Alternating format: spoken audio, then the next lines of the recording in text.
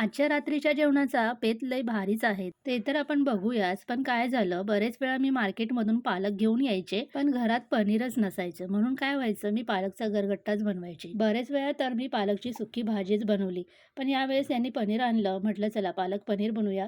तर पनीर हे कढईमध्ये छान असं तेलामध्ये तळून घेतलं आणि नंतर त्याच कढईमधलं तेल सगळं काढून त्यामध्ये टोमॅटो, कांदा, हिरवी मिरची, आलं, लसूण सुद्धा थोडंसं मीठ घालून चांगलं शिजवून घेतलं.